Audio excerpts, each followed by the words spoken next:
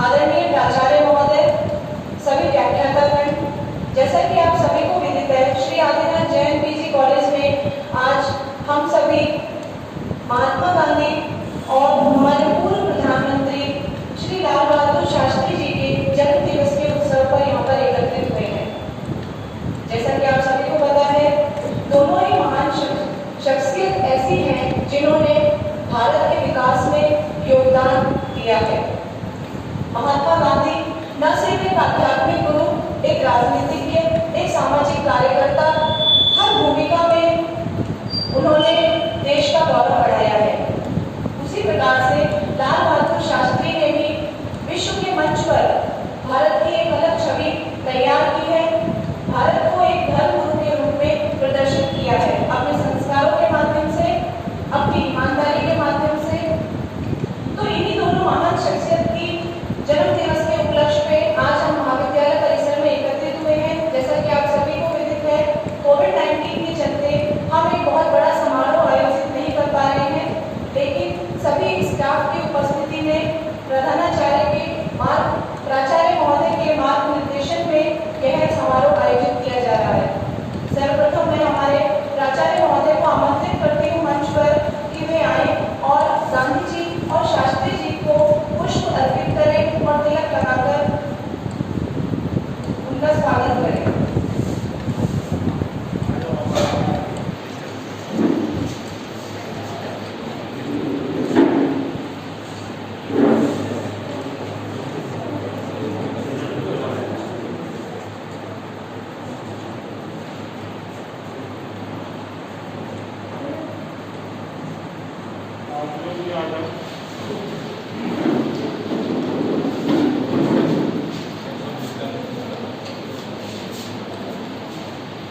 हर वर्ष 2 अक्टूबर को गांधी शास्त्री जयंती मनाई जाती है। देश की आज़ादी में महात्मा गांधी के अभूतपूर्व योगदान को भुलाया नहीं जा सकता।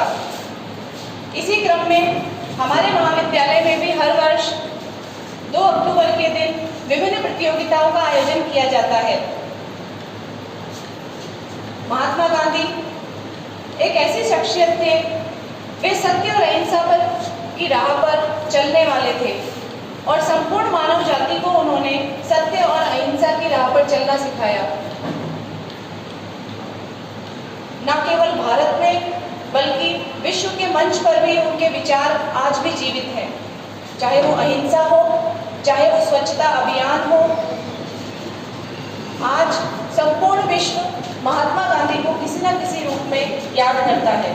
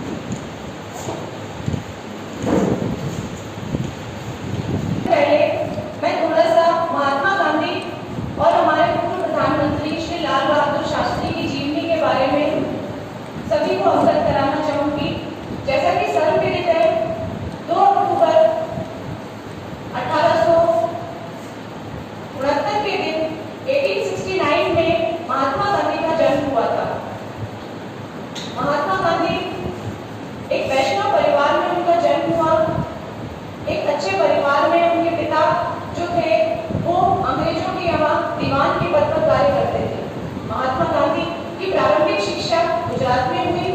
उसके बाद वो पढ़ने के लिए, उच्च शिक्षा के लिए मैट्रिक परीक्षा पास करने के बाद इंग्लैंड भी गए। इंग्लैंड से लौटने के बाद महात्मा गांधी ने अपनी वकालत की जो प्रारंभ करी, वकालत करना प्रारंभ किया, वो उन्होंने बंबई से प्रारंभ किया, लेकिन प्रारंभ में कोई उन्हें सफलता प्राप्त नहीं हुई। बंबई में उन्होंने सत्याग्रह आंदोलन भी चलाया। इसी वजह से बंबई वासियों ने उन्हें महात्मा की उपाधि प्रदान करी। आज हम महात्मा गांधी के नाम से उन्हें जानते हैं, तो बंबई वासियों ने उन्हें महात्मा की उपाधि प्रदान की थी। उसके बाद दक्षिण अफ्रीका में एक केस के सिलसिले में उन्हें जाना पड़ा। महात्मा गांधी को दक्षिण अफ्रीका 1 वर्ष के लिए भेजा गया था, लेकिन वो वहां 14 वर्ष तक रह गए। क्यों रह गए? क्योंकि वहां पर जो उन्होंने भारतीयों के साथ अपमान देखा, रंगभेद की नीति देखी, जो ऊंच नीच का भेदभाव उन्होंने देखा, वो उनके जीवन में उन्हें कतई गंवारा नहीं था। इसीलिए महात्मा गांधी ने वहां पर सत्याग्रह आंदोलन चलाया और 1914 तक वे इंग्लैंड, दक्षिण अफ्रीका में रहे। 1915 में जब वो भारत लौटे, तो भारत में एक और प्रथम विश्व युद्ध की तैयारी हो रही थी और दूसरी ओर भारत स्वतंत्रता आंदोलन जारी कर रहा था। भारत के कई नेता आजादी की लड़ाई में अपना योगदान दे रहे थे। ऐसे में महात्मा गांधी के विचारों को देखते हुए सभी से अनुरोध किया गया कि वे भी महात्मा गांधी के विचारों को अपनाएं और आजादी की लड़ाई में योगदान दें। महात्मा गांधी प्रारंभ में आजादी की लड़ाई में नहीं आना चाहते थे, क्योंकि वो हिंसा के खिलाफ थे। वो चाहते थे कि मैं जो लड़ाई लड़ूं और जो आजादी प्राप्त करूं, वो अहिंसा के दम पर ही प्राप्त करूं। लेकिन कोई भी लड़ाई बिना हिंसा के नहीं लड़ी जा सकती थी, ये बात वो जानते थे। अंग्रेजों के बढ़ते हुए अत्याचार का उन्होंने पुरजोर विरोध किया। प्रथम विश्व युद्ध में 1919 तक अंग्रेजों ने जो अत्याचार किए भारतीयों के ऊपर, उससे संपूर्ण विश्व अवगत है। उसके बाद महात्मा गांधी ने सक्रिय रूप से भारतीय राजनीति में प्रवेश किया और न केवल राजनीतिक सुधार किए, बल्कि सामाजिक सुधार किए, आध्यात्मिक सुधार किए। वो सिर्फ एक राजनेता नहीं थे, उन्होंने धर्म के क्षेत्र में भी बहुत सुधार किए। उन्होंने हिंदू धर्म और हिंदू मुस्लिम जो भेदभाव था, उसका उन्होंने पुरजोर विरोध किया। सहिष्णुता की जो नीति थी, उसका भी महात्मा गांधी ने स्वागत किया और भारतीयों में अपनाने का उस पर बल दिया।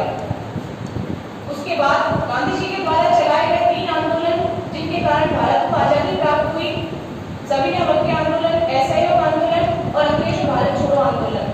तीनों ही आंदोलनों में गांधी जी ने अपनी महत्वपूर्ण भूमिका अदा की। गांधी जी को कई उपाधियों से नवाजा गया। अंग्रेजों ने भी केसरी हिंद उपाधि से गांधी जी को नवाजा। इसी प्रकार से देश की आजादी में 1947 तक एक कर्मठ कार्यकर्ता की तरह महात्मा गांधी कार्य करते रहे। और आप सभी को विदित है, 1948 में महात्मा गांधी प्रार्थना सभा में जा रहे थे। उस समय नाथूराम गोडसे के द्वारा उनकी गोली मारकर हत्या कर दी गई और एक स्वर्णिम युग का अंत हो गया। जो स्वर्णिम युग भारत को ऊंचाइयों पर चढ़ते हुए देखना चाहता था, जिस इंसान ने भारत की आजादी में महत्वपूर्ण भूमिका निभाई, जो इंसान भारत को तरक्की में देखना चाहता था, और आज जो भारत है, उस युग का 1948 में अंत हो गया। इसी प्रकार से लाल बहादुर शास्त्री, उनका जन्म भी 2 अक्टूबर 1904 को हुआ। उत्तर प्रदेश के मुगलसराय में एक निर्धन परिवार में उनका जन्म हुआ। शास्त्री जी बचपन से ही ईमानदार प्रवृत्ति के थे। घर में इतने पैसे नहीं थे कि वो पढ़ाई कर सके, इसीलिए वो अपने ननिहाल चले गए। वहां जाके उन्होंने शिक्षा प्राप्त की। इतने पैसे नहीं थे कि विद्यालय जा सके, तो उन्होंने नदी तैर करके विद्यालय जाना मंजूर किया। वे किलोमीटर नदी तैर कर जाया करते थे विद्या अर्जन के लिए। और तमाम संघर्ष के बाद लाल बहादुर शास्त्री जी भारत के प्रधानमंत्री के पद पर पहुंचे। तो ये थोड़ा सा सार जो मैंने आपको बताया, सभी विद्यार्थियों को अवगत कराया गांधी जी और शास्त्री जी की जीवनी के बारे में। कार्यक्रम को आगे बढ़ाते हुए सर्वप्रथम मैं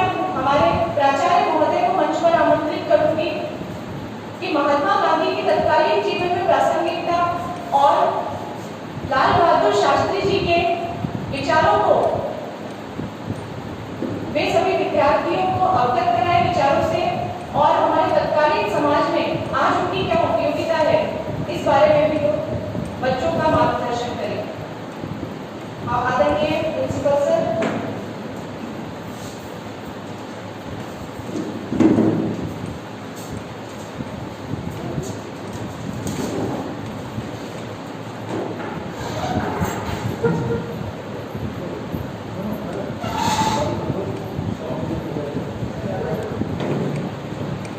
सर्वप्रथम मैं उन महान विभूतियों को नमन करता हूँ 150 वर्ष पूर्व हिंदुस्तान की धरात पर जिन्होंने जन्म लिया। आज राष्ट्रपिता महात्मा गांधी जी भारत जी के जन्म दिवस पर इस संगोष्ठी का समारोह का आयोजन किया जा रहा है।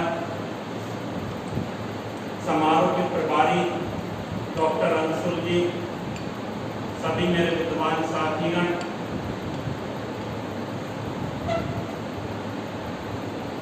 वैसे तो डॉक्टर अंशुल जी ने बापूजी और शास्त्री जी के बारे में काफी विस्तार से आपको बता दिया है। उनके जीवनी के बारे में, उनके कार्यों के बारे में काफी कुछ यहाँ पर चर्चा कर चुकी हैं। जहाँ तक मैं कहना चाहता हूँ, महात्मा गांधी के विचारों में बहुत ही शक्ति थी। उनके लेख, उन्होंने बहुत सारी किताबें भी लिखी, समाचार पत्रों का भी प्रकाशन किया। उनके विचारों में इतनी शक्ति थी, उन्होंने, उनके समाचार पत्रों ने जनमानस की सोच ही बदल दी थी। हम इतना समझ सकते हैं कि जिस व्यक्ति ने, जो अंग्रेजों ने 100 वर्ष तक भारत पर राज किया, बिना तोपों के, बिना गोलियों के, बिना हिंसा के, बिना लड़ाई लड़े हिंसात्मक प्रवृत्ति को जिन्होंने कभी नहीं अपनाया, उससे उन्होंने देश से ही भगा दिया। तो उनके विचारों में कितनी शक्ति होगी, इस बात को आज हम समझ सकते हैं। लेकिन आज हमारा दुर्भाग्य कि हिंसा एक सूर्य के प्रकाश की तरह चमक रही है और अहिंसा एक दीपक की तरह टिमटिमा रही है। प्रत्येक घर में, प्रत्येक व्यक्ति में अहिंसा एक दीपक की तरह हो गई है, जिसको समझना बड़ा मुश्किल है। अहिंसा आत्मा का विषय है, जिसको आज के युवाओं को समझाना बड़ा कठिन है। अहिंसा और हिंसा में भेद करना, हम किताबी ज्ञान ये नहीं है कि हिंसा और अहिंसा को हम किताब से पढ़ सकें कि अहिंसा क्या है, अहिंसा के मार्ग पर हमें कैसे चलना चाहिए। ये कोई किताबी ज्ञान नहीं है कि हम बुक में 2 अध्याय पढ़ लें, उनको रट लें और अहिंसा के मार्ग पर चल पड़े। ऐसा कदापि संभव नहीं है। इनका बीजारोपण तो जन्म से ही संस्कारों से होता है। विद्यार्थी जीवन में अच्छे संस्कारों का बीजारोपण होगा तो अहिंसा का मार्ग विद्यार्थी में अपना आप ही स्वतः ही डेवलप हो जाता है, स्वतः ही विकसित हो जाता है। चाहे महाविद्यालय में, चाहे विद्यार्थी अपने स्कूली जीवन में, चाहे परिवार में, चाहे समाज में, जब तक उसमें अच्छे संस्कारों का बीजारोपण नहीं होगा, जब तक गांधी जी के विचारों को कभी भी सार्थक नहीं कर पाएंगे। आज की जो शिक्षा है, जैसे जैसे व्यक्ति शिक्षित होता है, मैं समझता हूँ वो इन चीजों से दूर होता जाता है। आज की शिक्षा, जैसे जैसे व्यक्ति ज्यादा शिक्षित होता जाता है, केवल उसका एक ही उद्देश्य हो जाता है। आज के परिप्रेक्ष्य में हम सोचें तो उसका केवल जैसे जैसे शिक्षित होता जाता है, शिक्षा बढ़ती जाती है, व्यक्ति का एक ही उद्देश्य हो जाता है कि मेरा अच्छा पैकेज। आज की शिक्षा को पैकेज से जोड़ दिया गया कि शिक्षा हमारी बढ़ गई तो अच्छे पैकेज हमारे होने चाहिए, और अच्छे पैकेज के चक्कर में विद्यार्थी समाज से, परिवार से कटता चला जाता है। जहाँ तक मैं सोचता हूँ, इन बातों पर विचार करता हूँ, जब तक हम अपने समाज में रहेंगे, अपने परिवार से जुड़े रहेंगे, अच्छे संस्कारों का बीजारोपण हमारे अंदर होता रहेगा। तकनीकी विज्ञान ने व्यक्ति को इस कदर स्वार्थी बना दिया है, आज टीवी ने हमें अपने घर के खूंटे से बांध दिया है, आज मोबाइल ने हमें अपने कमरे से बांध दिया है कि मैं और मेरा मोबाइल ही घर है। आज परिवार में 5 मेंबर हैं, 10 व्यक्ति हैं परिवार में, तो हर व्यक्ति अलग अलग है। हर व्यक्ति को किसी परिवार के किसी सदस्य को अपने परिवार के अन्य सदस्यों से मतलब ही नहीं। तकनीकी ज्ञान ने हमें इतना स्वार्थी कर दिया है, हम केवल अपने मोबाइल में ही लगे रहते हैं, हम केवल टीवी में ही लगे रहते हैं, और उसका दुष्परिणाम ये होता है कि हम समाज से कट जाते हैं, अपने परिवार से कट जाते हैं। हमें अपने कहीं भी हम अपने ऑफिस वर्क में गए, आज रेडियो से हम दूर हो गए। पहले आप देखते होंगे विद्यार्थी जीवन में, हो सकता है आज के हमारे विद्यार्थी ने रेडियो नहीं देखे हो, क्योंकि जब से मोबाइल क्रांति हुई है, रेडियो लें हम, घड़ी लें हम, कैमरा लें हम, सब चीज़ें एक ही इंस्ट्रूमेंट में डेवलप हो गई सर। पहले घरों में रेडियो हुआ करते थे, घर के बच्चे बुजुर्ग सब रेडियो पर एक साथ बैठकर न्यूज सुनते थे, प्रोग्रामों को सुनते थे। आज घर में 5 मेंबर हैं तो 5 ही मोबाइल हैं।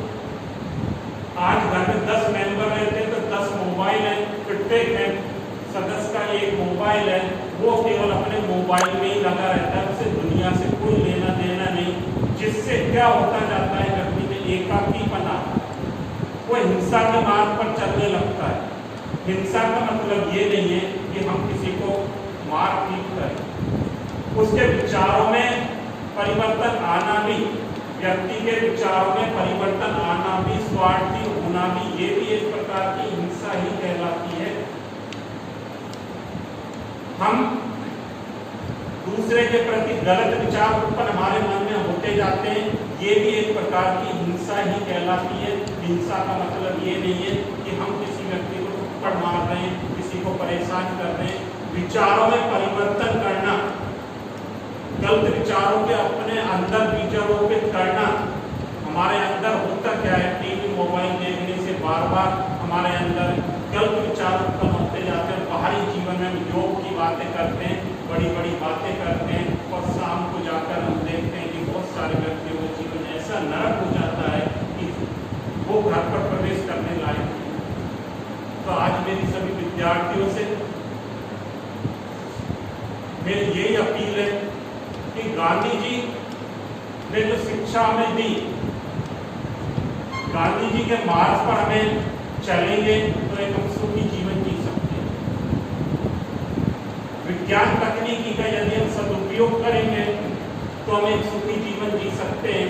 उसका यदि हम दुरुपयोग करने लग गए तो हम हिंसावादी होते चले जाएंगे, एकाकीपन हमारे अंदर विकसित होता जाएगा।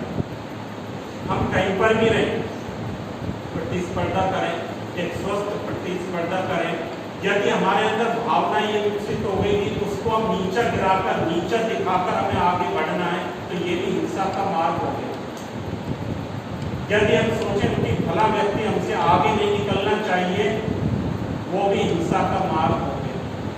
आप इतनी मेहनत करें विद्यार्थी जीवन में, इतनी पढ़ाई करें आप कि आप उच्च स्थान पर पहुंच पाएं, अच्छा जीवन यापन आप कर सकें। उसके लिए हम अपने विचारों में हमें परिवर्तन करना होगा। एक स्वस्थ प्रतिस्पर्धा विद्यार्थियों को रखनी होगी, नहीं तो क्या होगा, हम अपने समाज से, देश से बिल्कुल कटते चले जाएंगे। इसलिए सभी विद्यार्थियों से मेरी अपील यही है कि स्वस्थ प्रतिस्पर्धा करें। विज्ञान तकनीकी ने जो विकास किया है, आज हमें पता ही नहीं चल पाता कि अणु बम का हमें उपयोग मानव सृष्टि को नष्ट करने के लिए करना है या ऊर्जा उत्पन्न करने के लिए करना है। या तीसरा व्यक्ति उसका उपयोग कर देगा, हो सकता है समूह सृष्टि नष्ट हो जाए। क्यों नष्ट हो जाए, क्योंकि उसने देखा ही नहीं। उसके विचारों में परिवर्तन आता जाता है व्यक्ति। हम अपने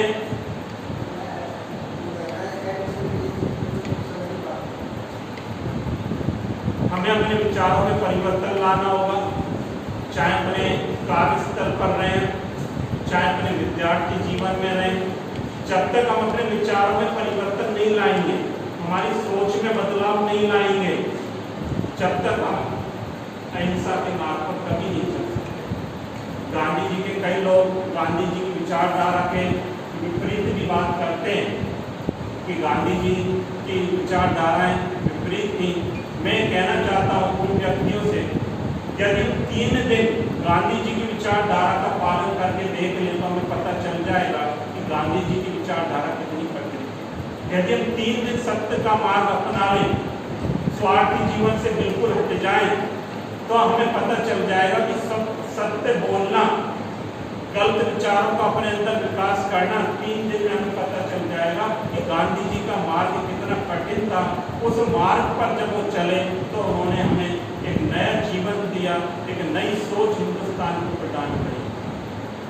उन्हें एक बार सभी विद्यार्थियों को गांधी जयंती के अवसर पर मैं यही कहना चाहूँगा कि अपने विचारों में परिवर्तन लाएं, अहिंसा का मार्ग अपनाएं। सभी विद्यार्थी तकनीकी का जो हमें देन है उसको हमें सदुपयोग करें और अपने समाज में रहें, परिवार में रहें, अपने मित्रगणों में रहें, जिससे आप कभी अपने को अकेला नहीं समझेंगे और देश आपकी एनर्जी देश और समाज के विकास में लगती रहेगी। जय हिंद, जय भारत।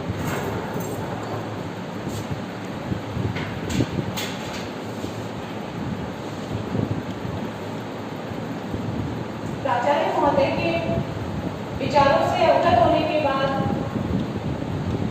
हमें इस बात का ज्ञान होता है कि जिन विचारों को सर ने हमें बताया कि किस तरह से तकनीकी का आज विरोध हो रहा है, उसी तरह से महात्मा गांधी ने भी औद्योगिकरण और मशीनीकरण का विरोध किया था, क्योंकि इससे मानव श्रम की खपत कम हो रही थी।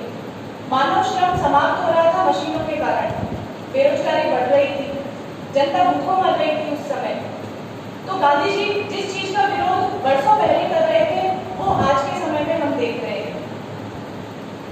सर ने जिस वैचारिक अहिंसा की बात की, वही गांधी जी ने भी बताया था कि हिंसा सिर्फ मारपीट नहीं होती, हिंसा सामने वाले का दिल दुखाना भी होता है।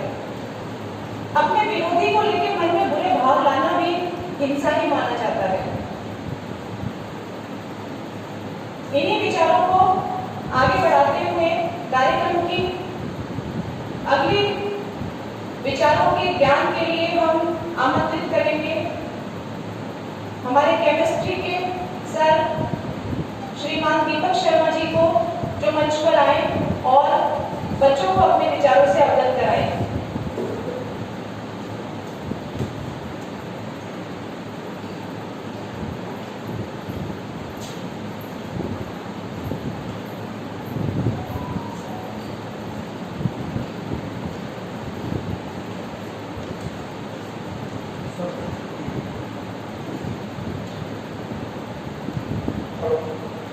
सर्वप्रथम गांधी जी शास्त्री जी को सशक्त नमन। आदरणीय प्राचार्य महोदय एवं मेरे समस्त साथीगण, मैं आपके सामने गांधी जी की बायोग्राफी शॉर्ट में प्रस्तुत कर रहा हूँ। गांधी जी का जन्म 2 अक्टूबर 1869 को पोरबंदर गुजरात में हुआ। गांधी जी लॉ की शिक्षा के लिए बैरिस्टर की उपाधि धारण करने के लिए 1888 में इंग्लैंड गए और 1891 में इन्हें बैरिस्टर की उपाधि मिली। इसके बाद ये भारत लौटे। सन 1893 से 1914 तक ये साउथ अफ्रीका रहे। वहाँ पर इन्होंने एस्कितों के लिए कार्य किए। उनके साथ जो बदसलूकी हो रही थी उनको उनके हक दिलाए उन्होंने। और केप टाउन में आज भी एक प्रतिमा वहाँ पर लगी हुई है। ये हमारे लिए बहुत गर्व की बात है। गांधी जी के गुरु गोपाल, राजनीतिक गुरु जो थे गुरु गोपाल सिंह पेटर्स गोखले थे और 1919 से उन्होंने हमारे जो फ्रीडम स्ट्रगल है उसमें अपना सक्रिय योगदान दिया। 1919 से वो स्टार्ट हुए। सबसे पहले उन्होंने 1917 में चंपारण बिहार में जो किसान थे, उनकी नील की खेती से संबंधित जो समस्याएं थी, उनके लिए उन्होंने अपना आंदोलन शुरू किया और उन्हें अपना हक दिलाया। यहाँ पर एक थोड़ी सी कंट्रोवर्सी ये रही कि प्रारंभ में गांधी जी अंग्रेजों के सहयोगी रहे और प्रथम विश्व युद्ध में भी उन्होंने उनकी सहायता की, इसीलिए उन्होंने नाइटहुड भी उपाधि दी। लेकिन बाद में ऐसे जो आंदोलन के समय जब विदेशी कपड़ों का बहिष्कार हुआ, जब उन्होंने स्वराज प्राप्ति की मांग करी और कई अनैतिक कार्य जो अंग्रेजों के द्वारा हो रहे थे, इन सभी को देखते हुए उन्होंने उनसे पल्ला झाड़ लिया और उन्हें केसर हिंदी की जो उपाधि दी गई थी वो उन्होंने लौटा दिया। इसके बाद 1921 में ऐसे योग आंदोलन हुआ, उसमें उसका मेन रीजन था हमारा जलियांवाला बाग हत्याकांड। तो इस वजह से उन्होंने 11 सूत्री मांग पत्र उनको दिया अंग्रेजों को, उसमें हमारी स्वराज प्राप्ति मुक्त तय की। 1924 में उन्होंने कांग्रेस की राष्ट्रीय अधिवेशन में भाग लिया और बेलगांव में जो हुआ सम्मेलन, उन्होंने हमारे संविधान के लिए भी कुछ कार्य किए। इनमें स्पष्टता जो था हमारा अधिकार छुआछूत का, उनको उन्होंने अनुच्छेद 17 में कार्य किया। अनुच्छेद 40 में उन्होंने ग्राम पंचायतों का गठन, उनमें भी उन्होंने सक्रिय भूमिका निभाई। और सभी ने अवज्ञा आंदोलन 1930 में साबरमती के गुजरात में जो हुआ उसमें भी उन्होंने अपना योगदान दिया। और गांधी इम्पैक्ट भी हुआ 1931 के अंदर, इसमें भी उन्होंने छुआछूत और दलितों के लिए उनके अधिकार उन्हें प्राप्त करवाया। 1942 में उन्होंने भारत छोड़ो आंदोलन में भाग लिया और उन्होंने एक समाचार पत्र भी जारी किया, जिसमें छुआछूत और अस्पृश्यता के लिए जिसका नाम था धन्यवाद।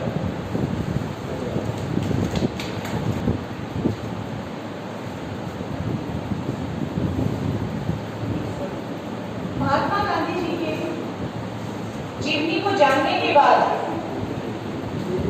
जैसा कि सर ने बताया कि प्रथम महायुद्ध में महात्मा गांधी जी ने बढ़ चढ़कर भाग भी लिया था, क्योंकि अंग्रेजों के द्वारा यह आश्वासन दिया गया था कि वो युद्ध की समाप्ति के बाद भारतीयों को पूर्ण स्वराज दे देंगे, कुछ ऐसे सुधार करेंगे जिससे भारत की दशा में कुछ सुधार होगा। लेकिन जैसे प्रथम महायुद्ध समाप्त हुआ और 1919 के बाद ये देखा गया कि जिन भारतीयों की सेना बनाकर के अंग्रेज लेकर गए थे प्रथम महायुद्ध में, उन्हें भी सेना से निकाल दिया गया।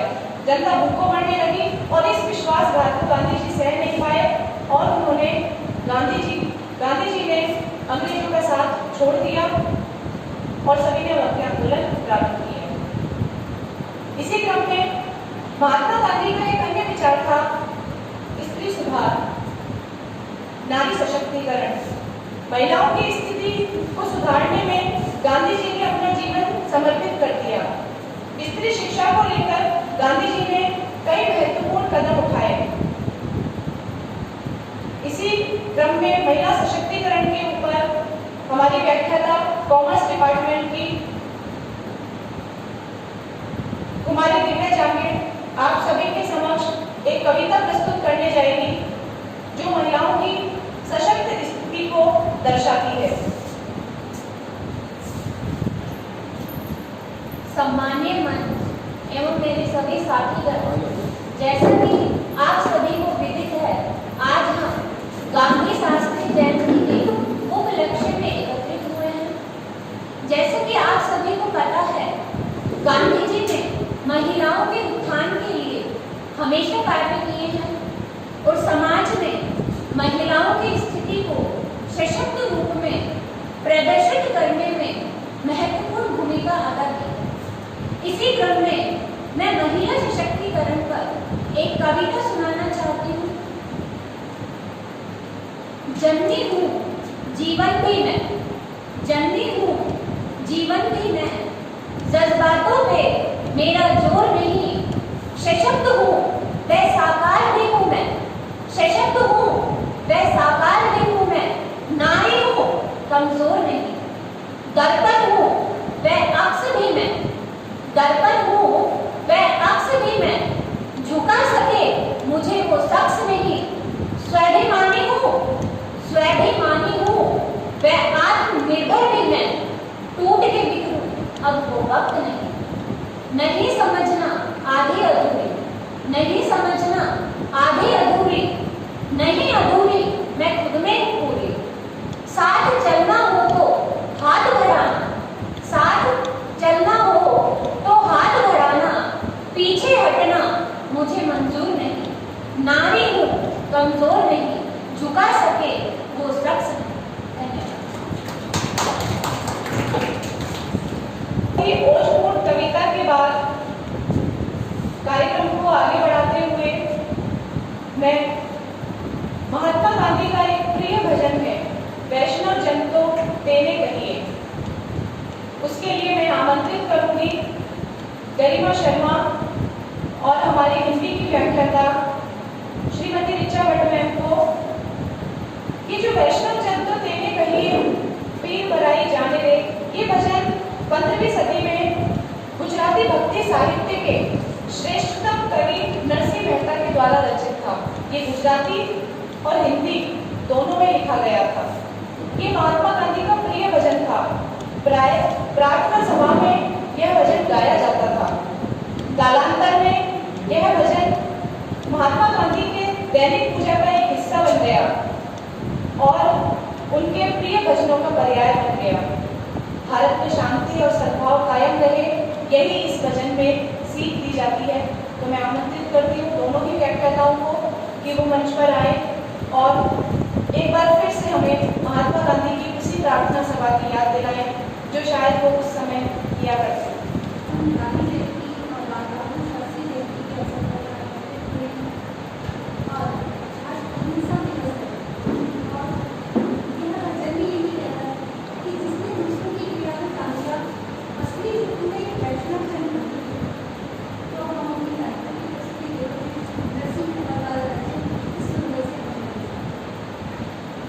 वैष्णव जन तो तेने कहिए जे पीर पर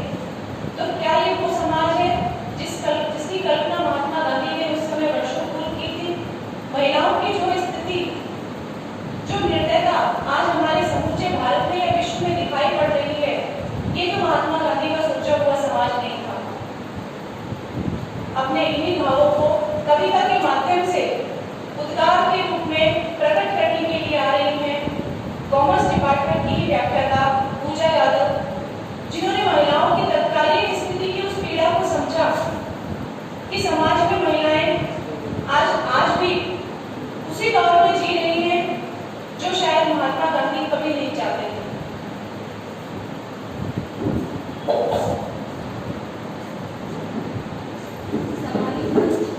मेरे प्यारे साथी, आज 2 अक्टूबर को हम गांधी जयंती व शास्त्री जो जयंती के रूप में एकत्रित हुए हैं, उस दिवस को मनाने के रूप में एकत्रित हुए हैं। आज 2 अक्टूबर को हम अहिंसा दिवस के रूप में भी मनाते हैं। गांधी जी ने ब्रिटिश हुकूमत के खिलाफ एक आंदोलन किए, लोगों को आवाज उठाने के लिए जागरूक किया। इसी से प्रेरित होकर मैं आपके सामने एक कविता पेश करना चाहती हूँ। घुटते मर जाओगे, कहीं पहुँच नहीं पाओगे, घुट के मर जाओगे, कहीं पहुँच नहीं पाओगे। जितना खुद को दबाओगे, जितना खुद को दबाओगे, उतनी पीड़ा पाओगे, उतनी पीड़ा पाओगे। तेरी सीमा तुमने है खींची, तेरी सीमा तुमने है खींची, कोई और नहीं बांधने वाला, कोई और नहीं बांधने वाला। तेरे बंधन तू ही खोले, तेरे बंधन तू ही खोले, कोई और नहीं आने वाला, कोई और नहीं आने वाला। तेरी उदार तेरे ही कंकड़, तेरी उदार तेरे ही कंकड़। तुझे है अपना रास्ता बनाना, तुझे है अपना रास्ता बनाना।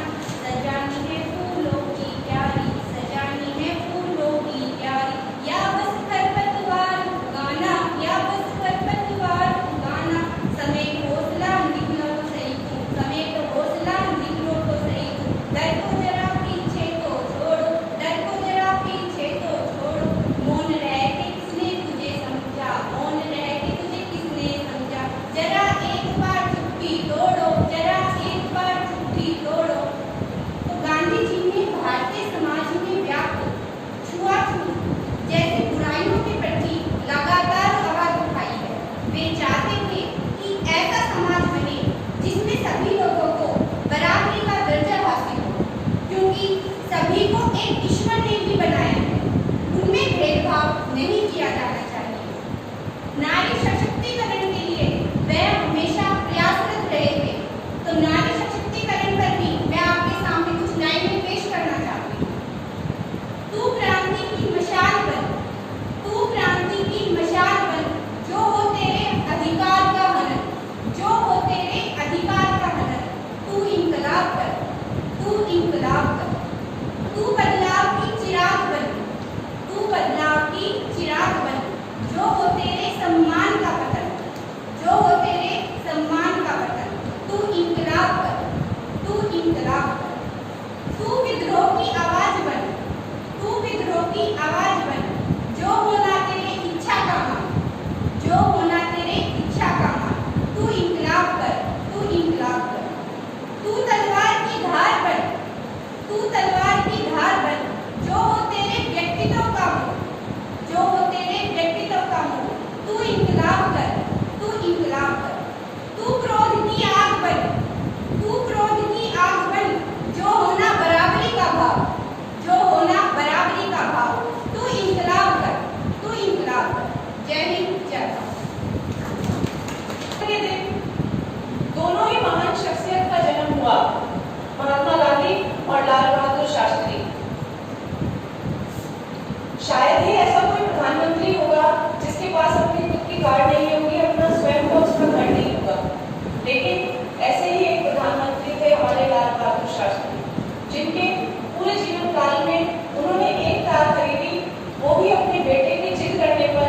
प्रधानमंत्री पद प्राप्त कर लेने के बाद लोन लेकर, ऋण लेकर उन्होंने एक कार ली। उनका अपना घर नहीं था, सारे जीवन वो सरकारी आवास में रहे, फिर वो किराए के घर में चले गए। लेकिन उन्होंने एक भी रुपए सरकारी खजाने से नहीं लिया। उनकी उदारता ही थी कि ताशकंद में जब समझौता हुआ तो पाकिस्तान की जितनी भूमि भारत ने ली थी वो सारी उन्होंने सहर्ष लौटा दी। पहले प्रधानमंत्री थे जिन्होंने पाकिस्तान को उसके घर में जाकर बताया था कि भारत कितना सशक्त है। ऐसे ही प्रधानमंत्री, ईमानदार प्रधानमंत्री की जीवनी को या उनके विचारों को बताने के लिए मैं हमारे भूगोल के व्याख्याता श्री ऋषि प्रकाश जी को मंच पर आमंत्रित करती हूँ कि वो मंच पर आए और शास्त्री जी के जीवन से जुड़े कुछ प्रेरक प्रसंग हमें बताए।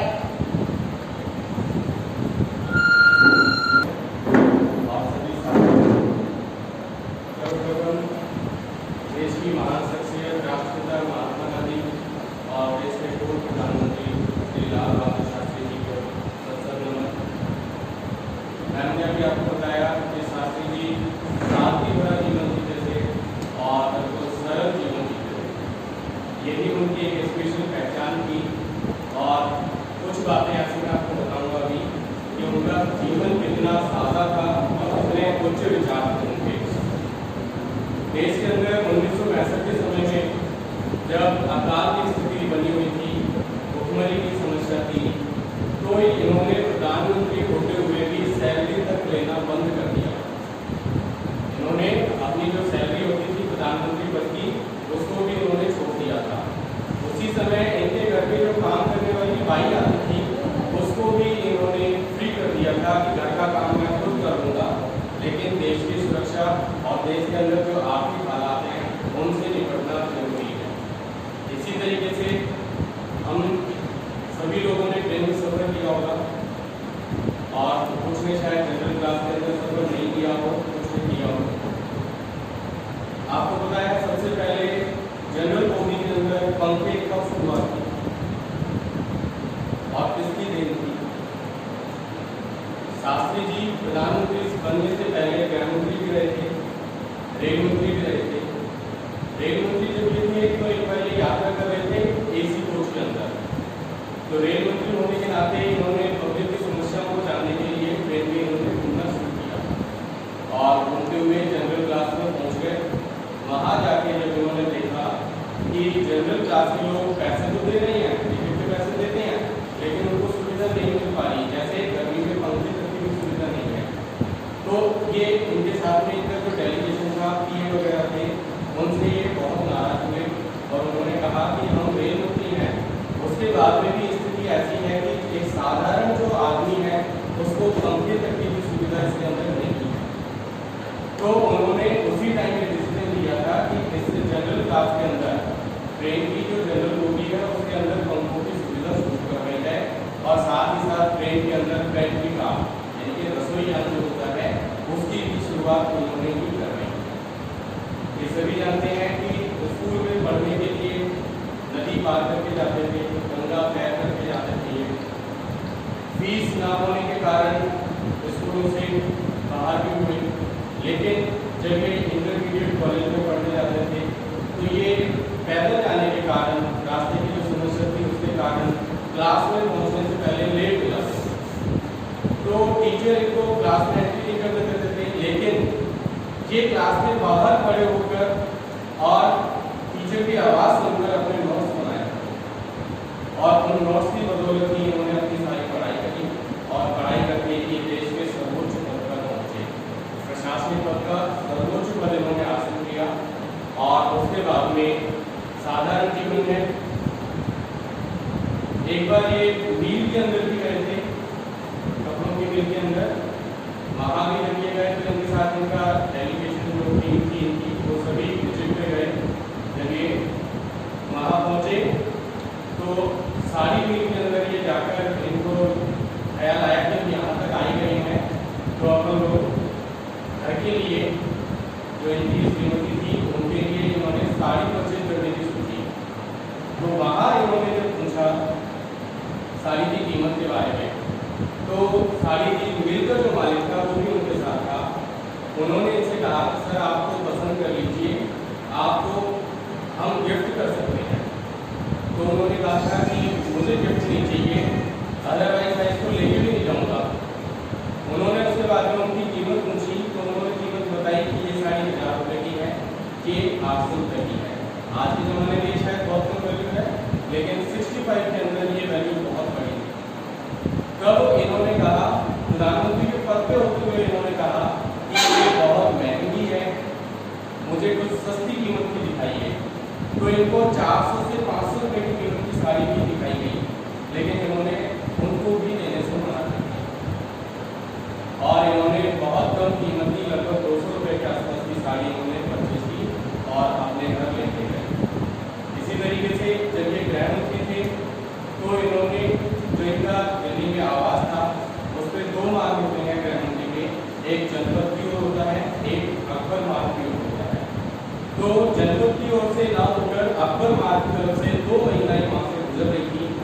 तो ये अपने घर के अंदर बालकनी में बैठे कुछ काम कर रहे थे ऑफिस का ही, तो चौकीदार की कुछ आवाज़ सुनाई थी उनको और इनको ऐसा लगा कि बाहर कुछ बात हो रही है। तो ये बाहर निकल के गए, इन्होंने बोला चौकीदार को कि क्या बात हो रही है।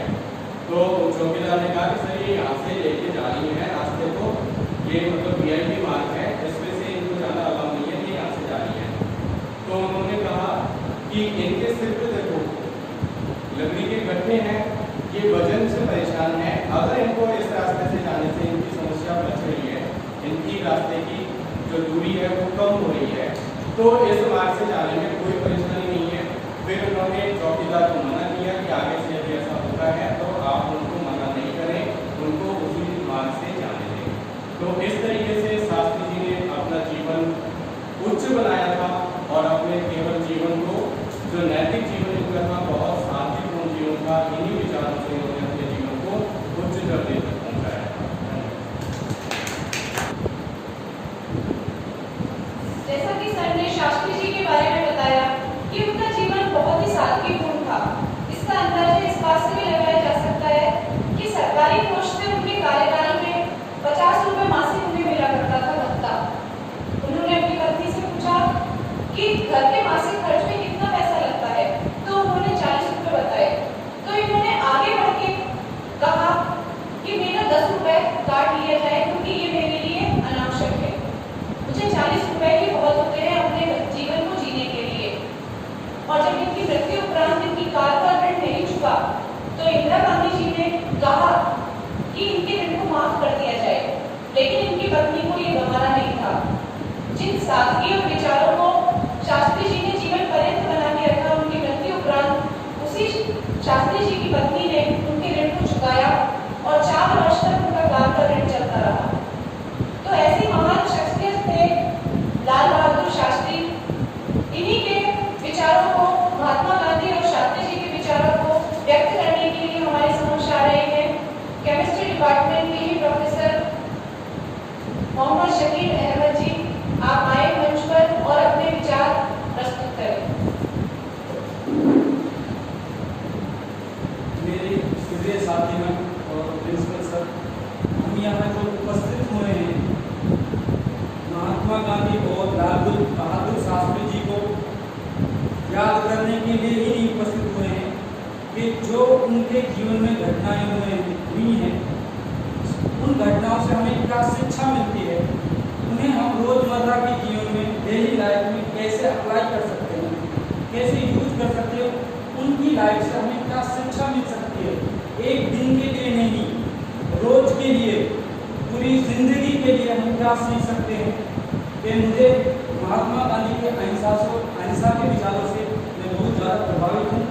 लेकिन जो उनका लीडरशिप का गुण था कि उन्होंने अफ्रीका में जो रेसिज्म के अगेंस्ट जो आंदोलन किया था, उन्होंने ये नहीं सोचा कि मेरे साथ कौन खड़ा होगा, उन्होंने ये नहीं सोचा कि मेरा साथ कौन देगा। वो अकेले ही थे, उन्होंने इस बात की परवाह नहीं की कि मेरे साथ कोई देगा या नहीं देगा। उन्होंने लगा कि रेसिज्म है, भेदभाव है श्वेत और अश्वेत के बीच में, मेरा रंग काला है, मेरी चमड़ी काली है, तो मेरे साथ भेदभाव किया जाए। तो उन्होंने लोगों को ये नहीं कहा कि मेरे साथ चलो, जो अकेले ही थे जिन्होंने इस सब की शुरुआत की, इस आंदोलन की शुरुआत की, चाहे वो असहयोग आंदोलन हो, चाहे वो दांडी यात्रा हो, और वो अकेले ही थे। इसका मतलब यह नहीं है कि उनका साथ किसी ने नहीं दिया। द पॉइंट इज कि आपको यदि सिस्टम में प्रॉब्लम है, आपको लगती है, तो आप सामने आइए। आप इस बात की परवाह मत करो कि आपके साथ कोई है या नहीं है। आपको सिस्टम से दिक्कत है तो आप बोलिए। आपको यही बात थी। और लाल बहादुर शास्त्री जी के बारे में, जो भारत के द्वितीय प्रधानमंत्री थे, वो अपनी सिंप्लिसिटी, इंटेग्रिटी एंड ऑनेस्टी के लिए फेमस थे। उन्होंने ही सबसे पहले जय जवान जय किसान का नारा दिया। उन्होंने ही एक किसान और जवान जो सरहद पर हमारी रक्षा करता है, हम जेल से सोते हैं, उनकी इंपॉर्टेंस के बारे में बताया कि किसान भी उतना ही इंपॉर्टेंट है जितना कि इस देश का किसान। जय जवान जय किसान का नारा सबसे पहले लाल बहादुर शास्त्री जी ने दिया था। और ये एक बार रेल मंत्री रहे थे। तुम्हें इनके जीवन का एक पहलू बताना चाहता हूं कि इनके रेल मंत्री रहते हुए एक रेल दुर्घटना हुई थी, तो इन्होंने सारी जिम्मेदारी अपने ऊपर ले ली और अपने पद से त्याग कर दिया। क्या जरूरत थी उन्हें त्याग करने की? क्या जरूरत थी? एक मंत्री का रेल दुर्घटना से क्या संबंध? लेकिन उन्होंने अपनी क्या लोगों के पर्सपेक्टिव से सोचे तो क्या उनकी कोई गलती थी? लेकिन उन्होंने उस गलती को स्वीकार किया, शायद मैं गलत हूं, और अपने पद से त्याग कर दिया। ये थी लाल बहादुर शास्त्री जी की सिंप्लिसिटी। ये कितने सामान्य थे कि हमें वही इंटेग्रिटी, सिंप्लिसिटी एंड ऑनेस्टी अपने जीवन में भी रखनी चाहिए। कोई क्या कर रहा है उससे हमें कोई फर्क नहीं पड़ना चाहिए। तो thank you, that's all from my side. मैं मंच पर आमंत्रित करना चाहूंगी हमारे पीटीआई सर को कि वे भी अपने विचार व्यक्त करें। दोनों ही महान विभूतियों महात्मा गांधी जी और लाल बहादुर शास्त्री जी के जीवन के विचारों पर, उनके आदर्शों पर।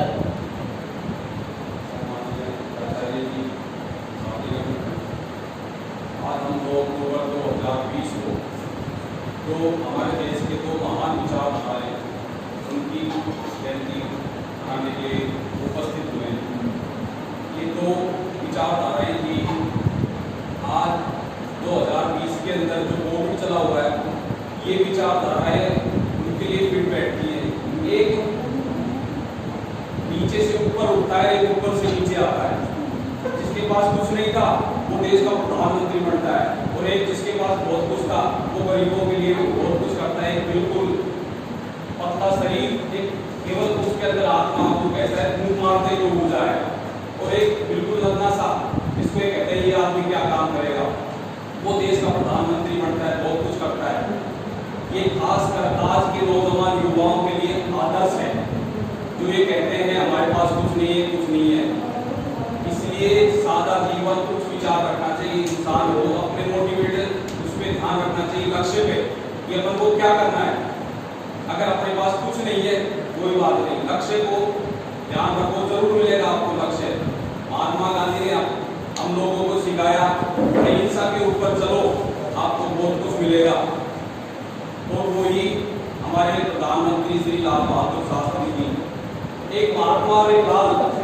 महात्मा क्या, उनके नाम के आगे महात्मा, लेकिन वो ऐसे महात्मा नहीं जो कोई झंडा लेके चले गए, अपने नाम के अनुरूप महात्मा बने। और एक लाल, एक माँ का लाल हो गए, और पूरे देश भारत माँ का लाल बना। क्यों? क्योंकि अपने कर्मों के कारण। इसलिए कर्म प्रधान है इंसान का। अगर आदमी जो सोच लेता है मेरे को ये कर्म करना है,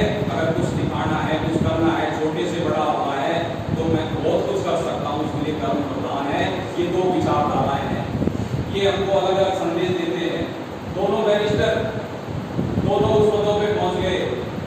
एक अपने सब कुछ छोड़ दिया, एक धोती और गमछा लपेटकर दीन दुखियों की सेवा करता है, बहुत कुछ था इनके पास में। एक देश का प्रधानमंत्री बन जाता है, उसके पास भी दो धोती, एक धोती है एक कुर्ता, और उसको भी सील कर भैया काम चलाता है। क्यों? क्योंकि उसको पता था मेरे पास मेरी जनता है, भूखी मरेगी।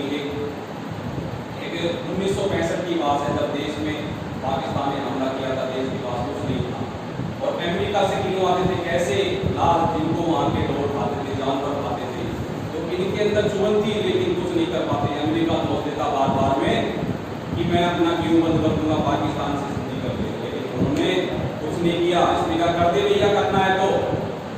और इन्होंने दिल्ली के अंदर एक सभा करी, अपने जनमानस को इकट्ठा किया और उनसे एक संकल्प लिया कि हर आदमी को एक दिन व्रत करना पड़ेगा सोमवार का, और अपने देश के लिए आपको कुछ ना कुछ करना पड़ेगा। लोगों ने एक दिन का सोमवार का व्रत किया और अपने गहने दान किए और सेना के लिए बहुत कुछ दान किया।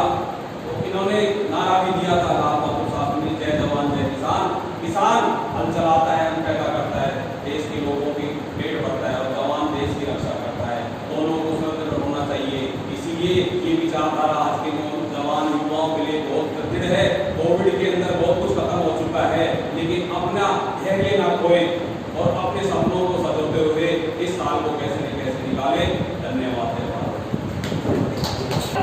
अंत में मैं प्राचार्य महोदय को मंच पर आमंत्रित करूंगी कि वो मंच पर आए और अपने समापन भाषण से कार्यक्रम को समाप्त करें। बहुत बहुत धन्यवाद। एक शॉर्ट नोटिस पर आज इतना अच्छा प्रोग्राम हमने ऑर्गेनाइज किया, सभी विद्यार्थियों के लिए, अपने लिए। मैं तहे दिल से सभी अपने विद्वान साथियों का और समारोह के प्रभारी डॉक्टर रंसुल जी, ऋचा जी का बहुत बहुत धन्यवाद ज्ञापित करता हूँ कि अल्प समय में ही आपने इतना भव्य और अच्छा प्रोग्राम विद्यार्थियों के लिए आयोजित किया, और सभी विद्वान साथियों के विचार हमने सुने, कविता के माध्यम से, अन्य स्पीच के माध्यम से। इन हिंसा के मार्ग को छोड़कर अहिंसा के मार्ग को हम अपनाएंगे अपने जीवन में। और जो उम्मीद करता हूँ आज एक संकल्प हम लेकर जाएं, हम हमेशा अपने जीवन में अहिंसा का मार्ग चुनेंगे, जो कि हमारे पूर्व राष्ट्रपिता, पूर्व प्रधानमंत्री शास्त्री जी का जो कथन था, कहना था कि अहिंसा का मार्ग ही व्यक्ति को एक सच्चे जीवन पर अग्रसित कर सकता है और हमारी प्रगति में एक उभर कर हम आगे आ सकते हैं। हमारा देश का, समाज का, हम सभी का विकास हो सकता है। एक बार पुनः